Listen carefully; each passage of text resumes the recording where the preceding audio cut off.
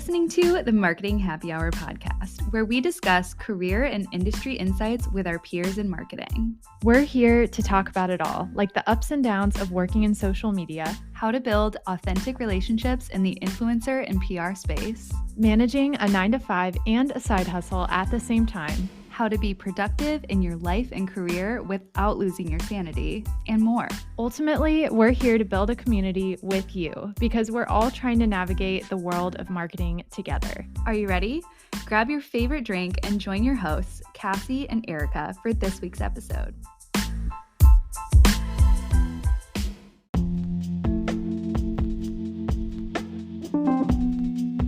Welcome back to another week of Marketing Happy Hour. Today, we're joined by CJ Johnson of Tampa International Airport, named the #1 large airport in 2022 by J.D. Power. Not to gush over it too much, but it is our absolute favorite spot to travel in and out of. On the marketing side, they're known for their viral social media posts, which CJ is behind.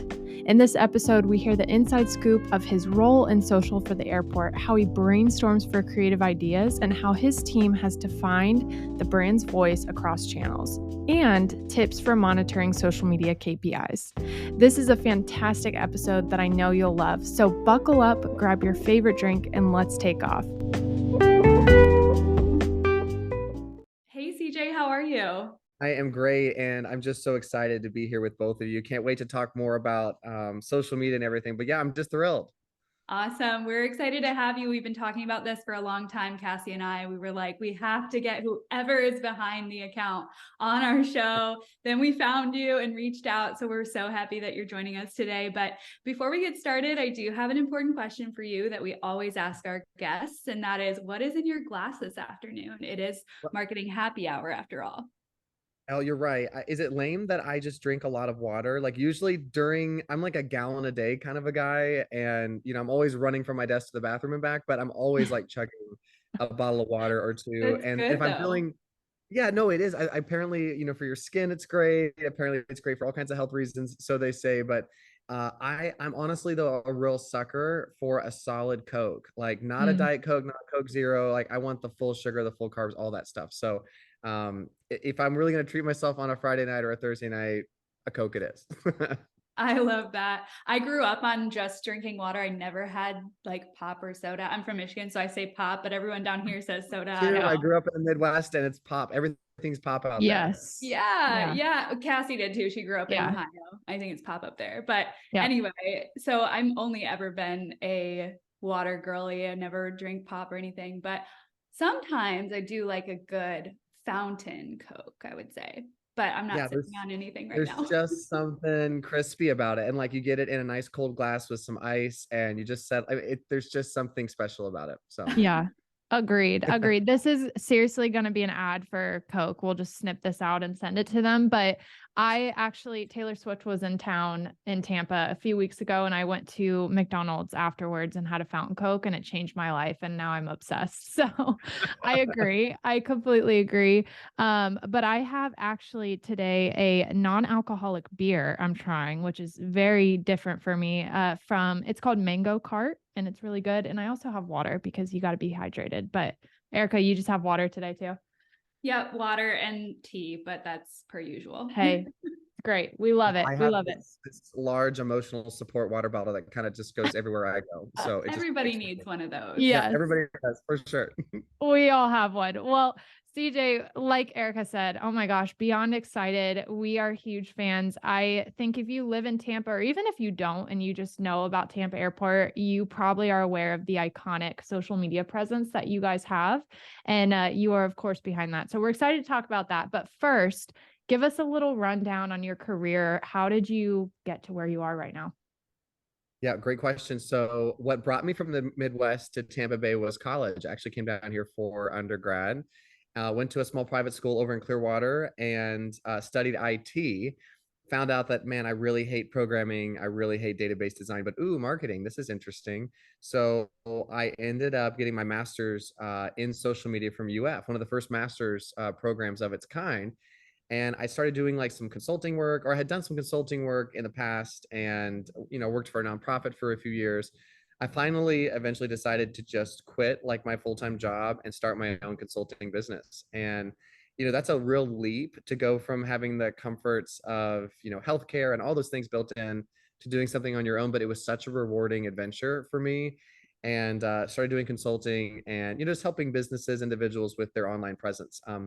I knew someone here at the Tampa airport, and they reached out. They're like, "Hey, have you heard about this job that's opening to help do the social media at the airport?" Applied for it, and really the rest is history as far as that. But even before I worked here, I had done a lot of social media influencing. So the airport had actually brought me in to help raise awareness about some of the things going on here at the airport. That's kind of how I got connected to TPA.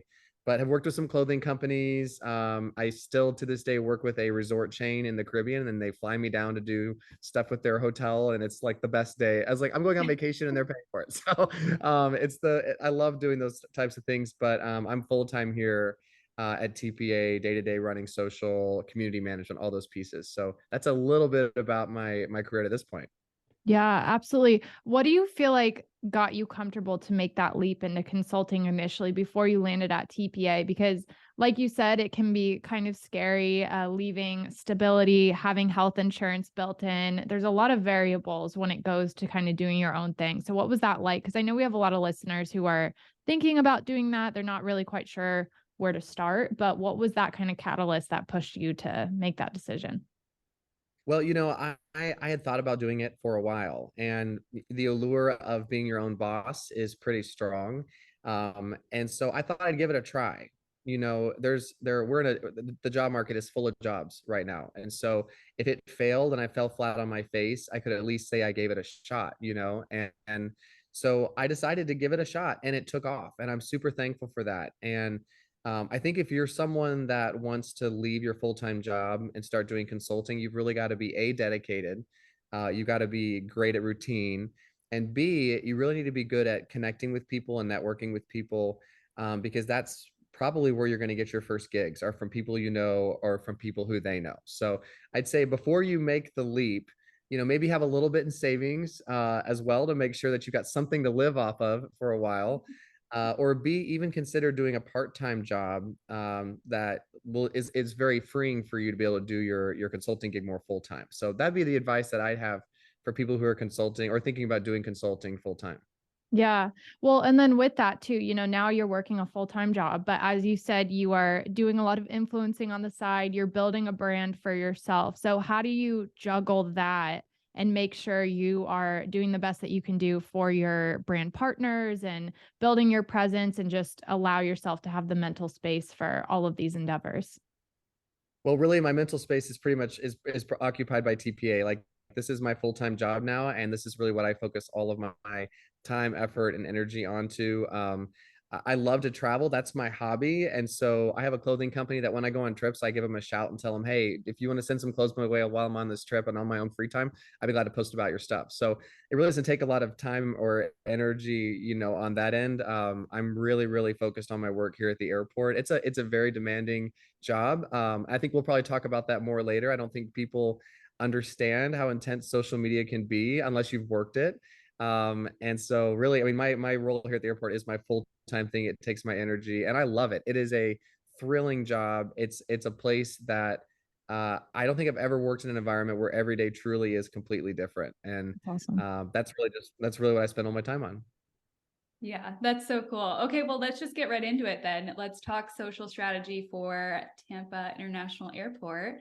No other airport really does it quite like you guys. So we are so excited to learn from you. What is the current strategy on each platform for the airport?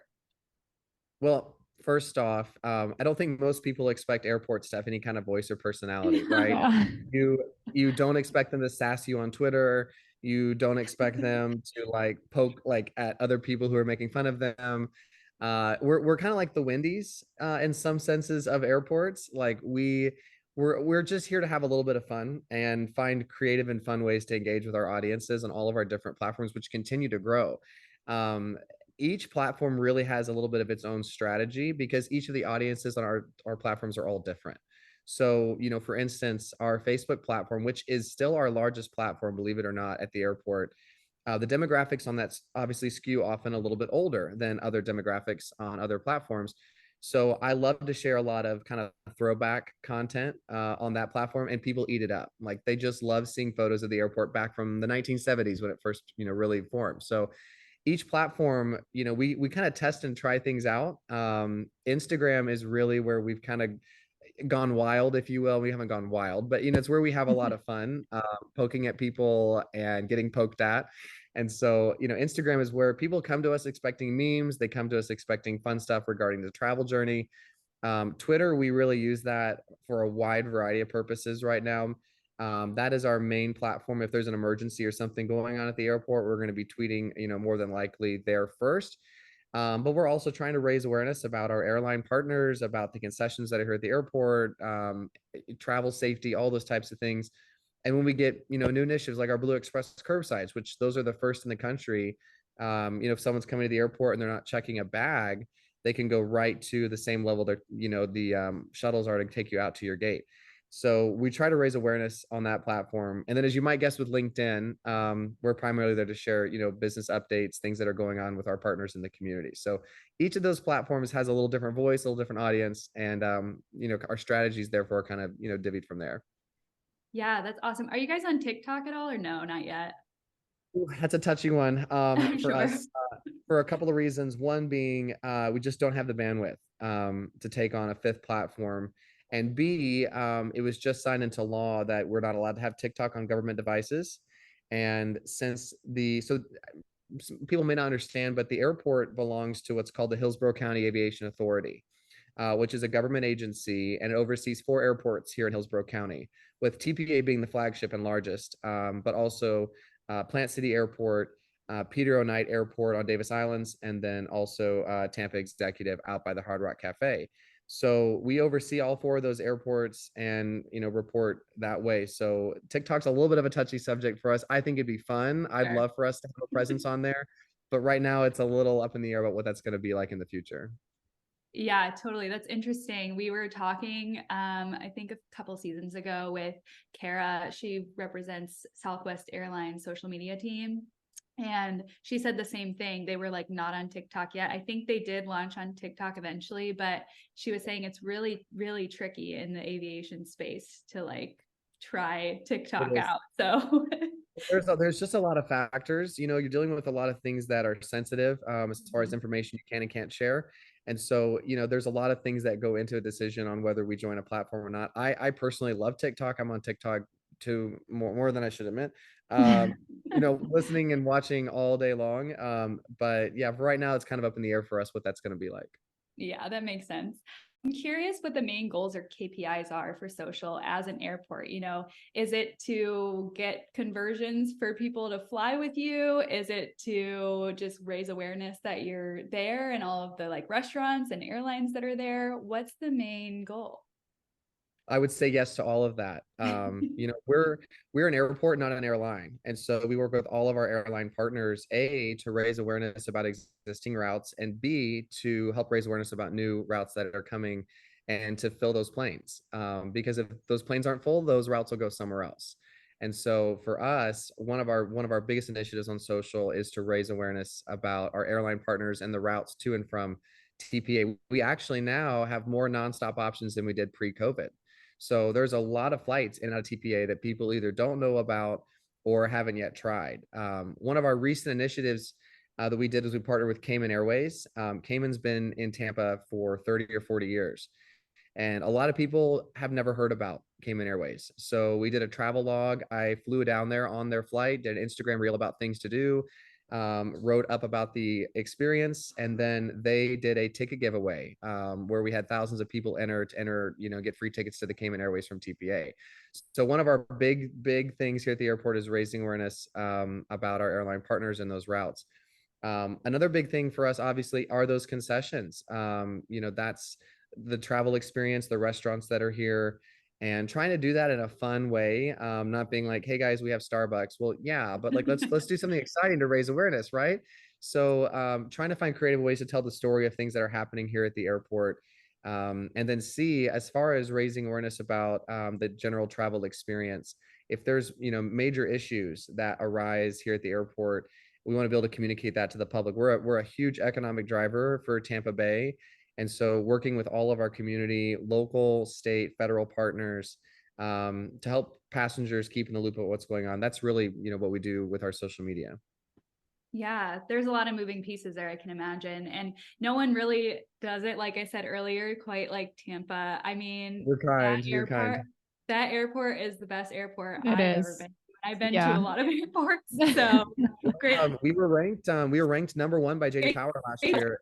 Yeah, customer satisfaction, and the #1 ranked airport in North America. And so we're pretty proud of that. And I think I've flown all over the world. I've done 30 countries and all 50 states so far. I'm a little biased, but this is a phenomenal airport, and it's something that I think our community is really proud of. And you see that reflected on social. People love like sharing about things going on here at TPA. Yeah, that's awesome. How do you guys actually utilize that feedback and things from the social audience to kind of impact that larger business? So a big part of my job is reading. I spend a lot of my day reading inbound messages that are coming through our different platforms. I did a study here recently and averaged out how many messages we receive on a daily basis if we pushed them all into a weekday. And it was somewhere between 450 and 500 messages a day that are coming through the airport. People asking us questions about the travel experience, people commenting on posts, people DMing or tweeting us. It's a lot. And so we're always like listening and leaning in and doing our very best. If someone's complaining about something, we take it very seriously here at the airport. We're customer service obsessed. And we want to make sure that every passenger who comes through TPA has a phenomenal experience. And if they don't, for any reason, we want to hear about it. So a lot of my job is listening to what community members are saying on social. And then if there's something we can do to fix it or action it, I'm taking it to the people who could actually fix it. So recently someone came to us and they said the water station in Airside C is not working. You take your water bottle and you fill it in. We might not have known about that for a week or a couple of days. So I immediately sent it off to our maintenance teams like, hey, heads up, get over to Airside C, the water station's down. So that's the kind of stuff that we see, coming through on social media that we're really paying very close attention to. Oh, that's so cool. And like you think about this when you're in social media, that social is kind of that first touch point for the consumer with your brand. But as an airport, it's really interesting to think about how people interact online with airports. They don't really want to call the number that's listed, if there even is one anymore. They don't want to write an email. They want immediate, feedback and help. So they're probably reaching out via Twitter, social, wherever. So it's really interesting to me. I've never even really thought about that with an airport. And what's very interesting too is, as I mentioned earlier, we're the airport, not the airline. So part of my job is helping. I feel like I'm an air traffic controller most days because I am fielding 1,000 things and sending them to other places. So, we can't book you a flight. We can't change your flight. More than likely, we didn't lose your bag. It's somewhere in Charlotte or who knows where it is, So we're often like, hey, we've heard you, but this is where you need to go to get the right information. If you've lost something on our property, we're on it. But if you have an issue with, there's a lot of things that we will do our very best to action or at least get you pointed in the right direction. So we spend a lot of time doing that as well. That's awesome. Well, we can't talk about the social media without talking about how unhinged you guys are on there. And you hinted at it a little bit earlier, but I'm just curious to hear like an example of a favorite piece of content or campaign that kind of went viral for you. One that I can think of specifically was just a couple of months ago when the Bucks lost to the Dallas Cowboys in the playoffs.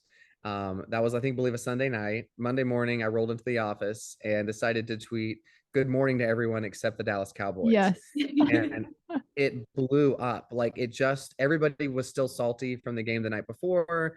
And it just went viral. It got to the point that other airports started having like fake beef with us online. The Dallas airport, DFW, well, there's two in Dallas, but DFW took our Phoebe, the flamingo in the middle of the terminal, turned it upside down and like tweeted it back at us. Dallas Love Field, the other airport, was doing some kind of trash talking. Atlanta airport chimed in and was like, guys, stop trash talking each other.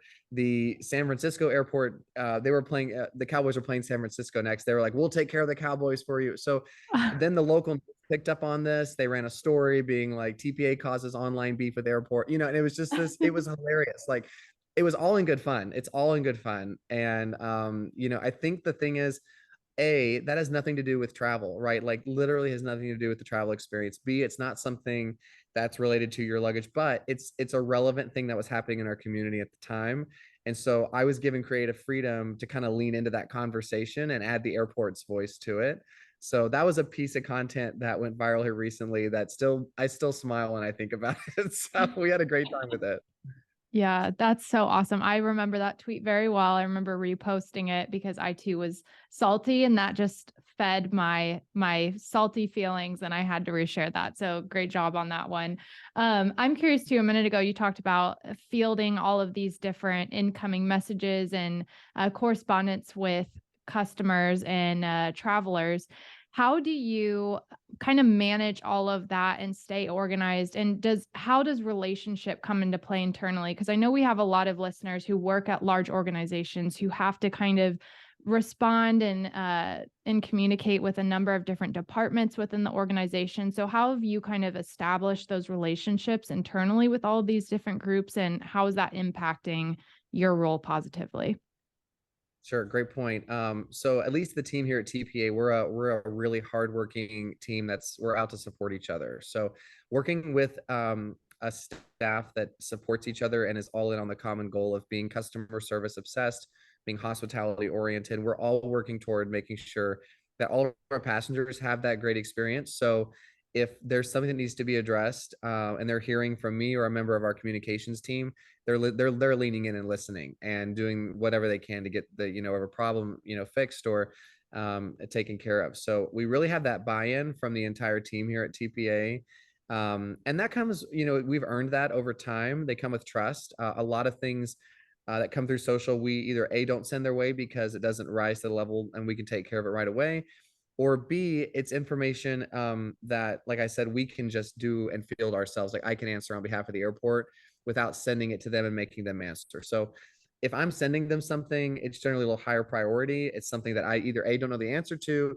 or B, it's very specific. It's something that I can't personally action myself. So our team really just jumps in, supports us, and they really make the dream work here at the airport. I couldn't do it without them. Yeah, that's awesome. Yeah, those relationships really come into play. And you're right, like having that one single goal that everyone's working towards, that I think empowers everyone to want to work together even more. So that's amazing that you guys have that, because I know a lot of times that's hard to find and that's hard to build that rapport internally among the team. So that's great. I want to ask too about brand safety. With technology, there's a lot of different emerging platforms and things that as marketers we're asked to use, but brand safety is important, especially I'm sure as an airport. So how does your team support brand safety, and what are some of the practices you've implemented or your team has implemented when posting and engaging with the community on social to not only protect that brand safety, but the safety of the community and your passengers as well? Oh, well, that's a great question. I mean, as I mentioned earlier, as an airport, we're not only customer obsessed, but we're safety obsessed. Safety is our top priority here at the airport. And the social media plays a critical role. It is the way for us to communicate with our community about what's going on here at the airport. Um, so just for your information, for your listeners' information, someone is working here at the airport 24/7, 365. The airport never closes. And we have a team of people who monitor social media 24/7, 365. For my team, the communications team, one of us is on call 1 week out of every 4. And when you're on call, you're the one checking social media late into the evenings, keeping an eye on your email. Your phone could ring at 2 a.m. with an emergency or something going on, and you're the one responsible for handling that. So we take safety very seriously, and have a lot of things in place to ensure that our team is all on the same page when it comes to safety. When it comes even to brand voice and how we respond to people and interact with people, uh, our team is really moving in lockstep on that as well. But if there's real safety issues or things, we're going to be communicating that really quickly with the public, and that's a huge thing for us, is making sure that our travelers are informed, and we use all the tools we have possible to make sure they know what's going on here at the airport. Yeah, absolutely. Well, you mentioned brand voice, and it made me think of another question for you. So, I know one big challenge with marketing and social media is discovering that brand voice and really honing that and using that across platforms.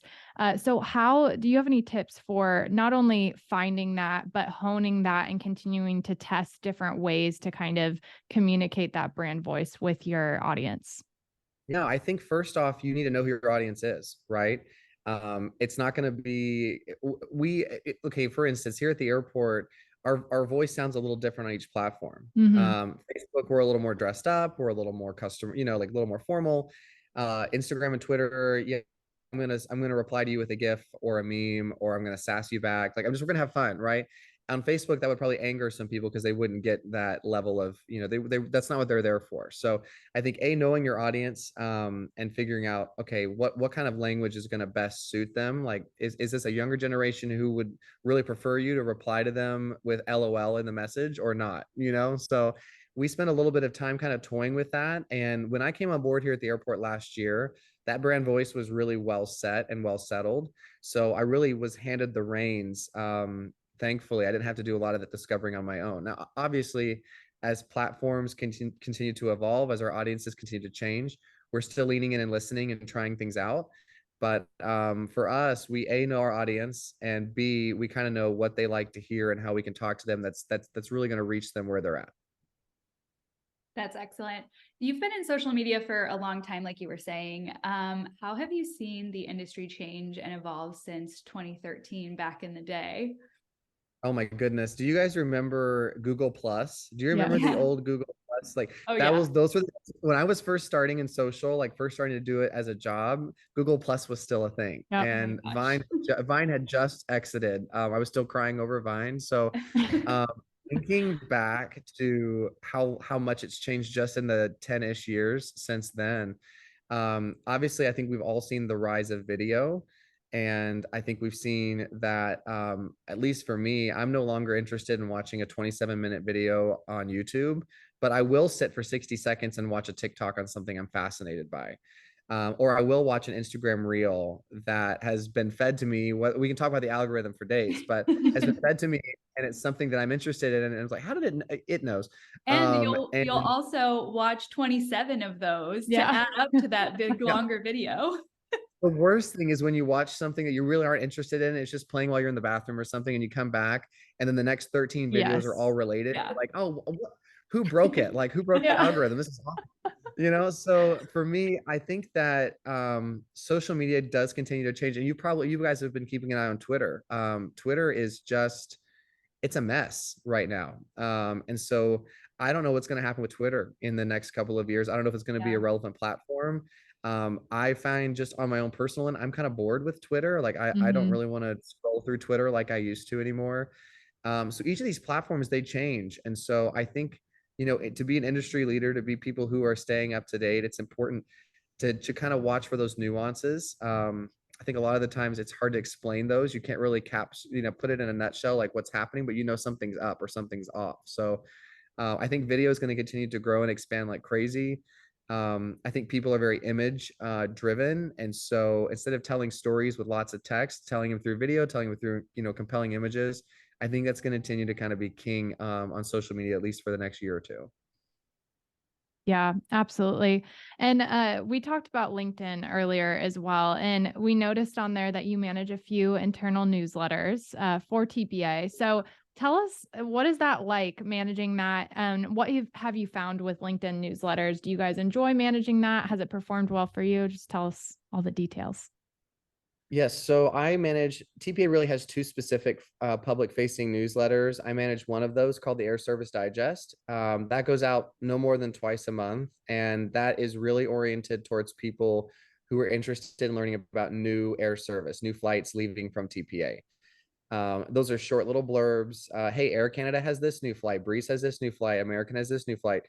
Book your ticket today. And so I enjoy, writing about those. I love to travel. So I always like to hear about where we're getting new routes to go from TPA. I manage that piece. I contribute to our weekly newsletter that goes out every Tuesday from the communications team, often writing an article for that, an employee spotlight, something along those lines. And that is fun because it's really stretched my journalistic capabilities. Everyone else on the communications team came from a background in journalism. They were either a former news anchor or reporter or worked for the Tampa Bay Times. I'm the only one that came from the social media background. And so I've had a lot to learn, and they've been a phenomenal team at helping me grow in my writing skills. I've always loved writing. I journal every night, but this is a whole different ball game. And so I'm learning a lot about just how to write an article, how to have a great hook at the beginning, and all those types of pieces. We are very specific with LinkedIn, what articles we share, what articles we don't. Our goal is when we share information there, we want it to be relevant to the general, like our general LinkedIn audience. My philosophy was social, and this is probably a little bit of a bigger conversation, but if you're putting something out there, it needs to be worth people stopping their scroll. Like they need to be, if you're putting it out there, you're putting your name behind it. It needs to be worth people going, oh, what's the airport talking about now? And so I want to be very cautious about what we share to make sure that it's worth our audience's time. And so with LinkedIn, we only post there maybe once a week, and it's just content that's really relevant about what's happening here at the airport or what's happening with our community partners. Yeah, absolutely. Well, and you kind of teased your copywriting experience and journey already, but do you have any tips, whether it's for newsletters, articles, or just social media captions, any copywriting tips overall, and how have you honed your skills over the years? I think if you could see the drafts that I have right now on my phone of captions, I will be like walking somewhere and I'll have an idea pop in my mind and I write it down right away. So if I were giving one little tidbit advice, especially when it comes to the world of captions or fun hooks, write something down the minute you think of it. Whether you keep a note on your phone, whether you keep paper and pen, whatever it is, if it pops in your mind, write it down immediately, because 20 seconds from now, you won't remember what that idea was. So I have ideas for all kinds of things written down on my phone, stupid captions for stuff. I'm gone next week on a big trip, and I've already got stuff captioned out for my team to share while I'm gone. And if it makes you chuckle while you're thinking about it, write it down. Yeah, that's really good advice. I always lose thoughts. And actually, at one of my past jobs, my boss would always think of things while she was in the shower. So she bought these like shower notes that she found on, I don't know, Amazon probably, where it was like waterproof paper and Oh my waterproof like gosh. pencil or marker Oh or my something. And gosh. she would like write her stuff down in the shower, which was that's kind of chaotic, but I agree with you there. Maybe wait Well, till you're I'm the out of the guy. shower. I'm like trying to go to sleep at night and my brain is still like churning. Yes. And so I'm yelling across the room at Siri, telling me at tomorrow at 8 a.m., remind me to caption it this. So like my brain will like throw stuff out all the time. And so like, So hey, if you're not funny. writing it down, yell at Siri to remind you the next day to get Yep. it done. So Great yeah. tip. Great tip. Okay, well, we're approaching the end here, which is crazy. But before we wrap up, what do you kind of know now that you wish you knew back when you started your career? That's a good point. So I think for people who are specifically working or wanting to work in this field, be kind to yourself. I think self-kindness is a huge thing, especially when you're dealing with the public online, with general public. In this field, particularly, travel is not always the smoothest experience for people, and people are often very anxious, whether they've never flown before or they're in a new environment they've never been to. Sometimes people take that out online, at an airport or at an airline or any kind of brand that's really public facing. Be kind to yourself. They're not really yelling at you, and so it's easy to take that to heart sometimes. So like, hey, listen, you're a great kid, you've got it, you're going to be fine. Take a deep breath, respond in kindness, and like help this passenger out or help this person out. I say just be kind to yourself. I think the other thing too, I'm trying to think of another piece of advice that I would have besides that. I think connecting and networking are invaluable. If you're looking to really grow, always look for ways to meet new people and expand upon that. I I think that a lot of the jobs that you're going to want are going to come from people or who knows someone in a field. That's honestly how I got this job here at the airport. Was I knew someone who was running their social media. They brought me in as an influencer, and then they were like, "Oh, I know someone who can do social media," when they were looking for someone to take over TPA's presence. So I think it's important that you nurture those relationships with people, not to use anybody at all, but to stay in touch with people who are in the field that you want to get into and be persistent. Ask them, do you know of anybody who's hiring, or someone I could talk to that would be in this field? Those are really two big pieces of advice I'd give for someone that I wish I had known back in 2013 when Google Plus Hangouts was still a thing, and Vine had just left the scene. Those are two things I really wish I'd been, kinder to myself, and also thought more about. Let's continue to build those relationships with people, because you can spend hours, applying for jobs on LinkedIn. It just becomes demoralizing and frustrating, and sometimes that next job is only a phone call away, and it's someone who knows somebody. So. Yeah, that's a really, really good point. And I feel that we have a lot of people that come on the show that have that exact story of like, I knew somebody at this company and that's how I landed here. So that just really speaks to the power of networking, and even going beyond just like the LinkedIn connection and being like, Right. hey, I'm really interested in what you're doing. Even if it's not someone that you've known in the past, just, reaching out for even informational interviews. I know some people's take on that is weird, but a lot of people are just really open to it, just chatting for, 15 minutes or so about their jobs. So I would really encourage that as well. I know that's like super helpful to do. Before we go though, I don't want to let you go without talking about the flamingo naming contest Oh my at God. TPA, Yes. because I remember that was wild. I also remember when they first introduced the flamingo and everyone was talking about it because they were like, why is there a huge giant flamingo in the airport? That is so weird. And if you've never been to TPA, you'll see it right away. You're not going to have to go searching for this thing. Yeah. So for those who have never been, it's a 21-foot giant flamingo in the middle of the main terminal. And it's part of our public art program here at the airport. We're big on public art, supporters of public art.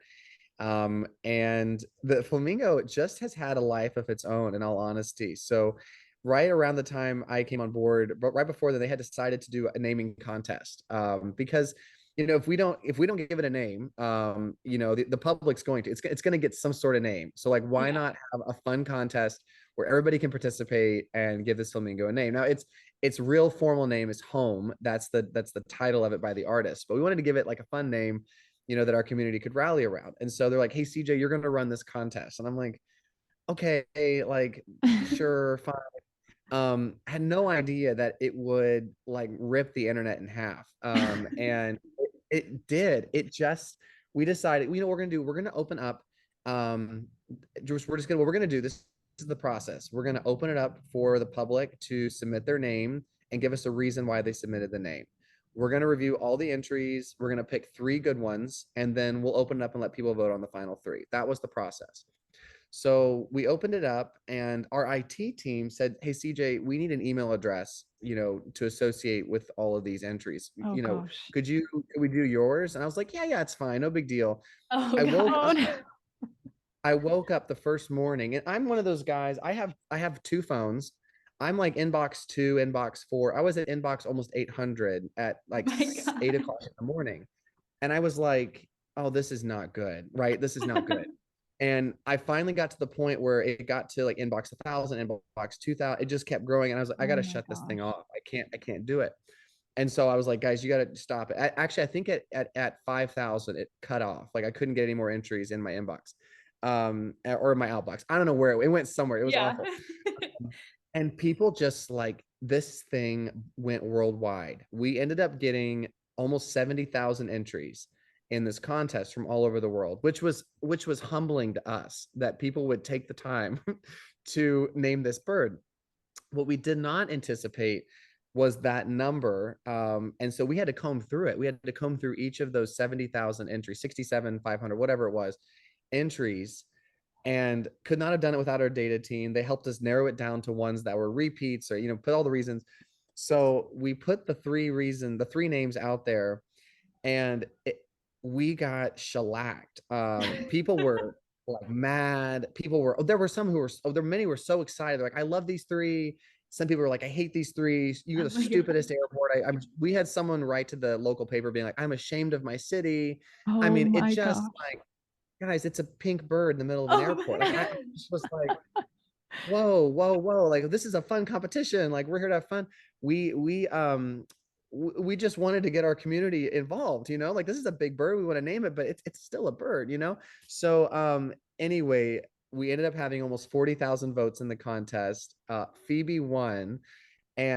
But to this day, people still give us they shellac us on social. Shellac is probably the wrong word. I don't know what they do. They still give us grief. That's the right word. They still give us some grief over the names. People love it. But what I've noticed that since the contest ended, I think early January, Phoebe has really become part of people's vernacular. And when people are referring to the flamingo now, you'll hear them say Phoebe. And that just makes my heart happy to know that the bird has been named, that our community, someone in our community, he was a Tampa native who lives over Daytona Beach shores.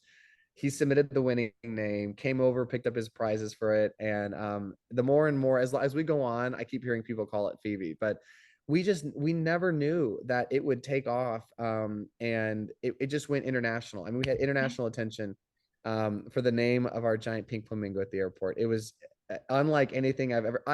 I had so much fun, and I was also seeing my therapist every half an hour because I was like, this thing is out of control, man. It's out of control. Oh my gosh. Yeah. That's so wild. That's so wild. I remember you posted on Instagram too, something about like when you choose the 3 names and everyone hates it, and you were just like poking fun at yourself. And I'm like, that's so awesome that you guys feel the confidence to poke fun at yourself a little bit here and there. So we did, great job. We did this post. I specifically remember it. It's that meme where it's those two people shouting, and it's the kitty cat on the other side. And the person shouting is like, I hate all the names, TPA, do better. And the cat is me, the social media person the last few days, just being like, oh, come on, man, settle down. And the genius behind it was when you do a post like that, you're really kind of calling people out without calling them out. And if you still were upset about it after that, you looked kind of silly, Yeah. And so our goal is like, hey, this is a bird in the middle of an airport. We love it. We want to give it a great name. But if you're losing your mind over it, yikes, man. No. So yeah, we can have a little fun. I think part of it is that give and take, right? It's that give and take with our audience. And they've come to love it and expect it from us. And so we just have a great time with them. That's awesome. Well, and it's just such a testament to giving the audience ownership in something with your brand. We were talking yesterday with someone about this new coffee shop in Lakeland, Florida, and they're allowing customers to name their own beverages and post it on their app. And so when you invite people into something that you're doing and allow them to be a part of each step of the process, there's so much power in that. And we're seeing more and more brands do that. So you guys are such a prime example of how that can work and how it can create a lot of buzz. Well, we really have fun. I mean, community to us is everything. And so finding fun ways to involve them, involve our people, involve our town with what's going on at the airport. That's what we're all about. This is Tampa's airport.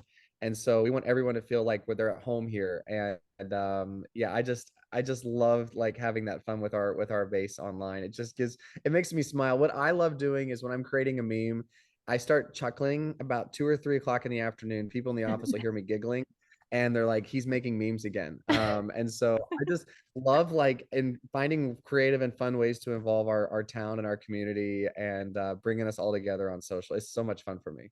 Absolutely. Well, CJ, you've done a fantastic job, and thank you so much for coming on and sharing everything with us and your insights and your journey. And we'd love for everyone to continue to stay in touch with you and also TPA. So can you share with us a couple of the places that we can stay in touch with both you and the brand? Sure. So as far as the airport, we're on Facebook, Twitter, Instagram, LinkedIn. Find us at Fly TPA. That's where we're at on those platforms. And then for me, I'm heading on a big trip next week. So if you want, I'm planning on going to Dubai, which I'm really excited about.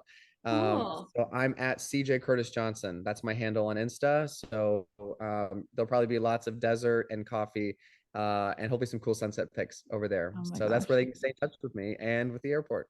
Amazing. Well, we cannot wait to continue to stay in touch with both you and the airport, and we will be flying with you soon. And if you haven't flown through Tampa, definitely do it. It's a great experience. But thanks again, CJ, for joining us today. We really loved having you on. Thanks for having me. Excited to be with you both.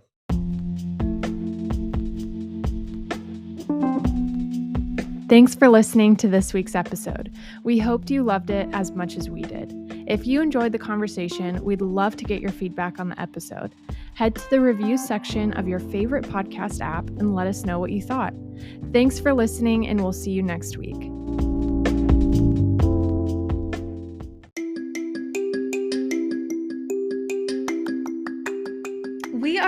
excited to share that our first ever free Marketing Happy Hour digital resource is now available. Download the Dream Career Game Plan today at marketinghappyhr.com/freebie. That's marketinghappyhr.com/freebie. This 5-step workbook will guide you through defining your goals, building your network, diversifying your skills, influencing where you're at, and investing in your growth. Cassie and I created this resource with marketing careers in mind, but the framework can be applied to any industry. Our hope is that this workbook will help you truly elevate your career, whether you're in the market for a new position or just looking to make your mark in your current organization. No matter where this resource finds you, we are cheering you on every step of the way. So go check it out at marketinghappyhr.com/freebie to download and make your career dreams come true.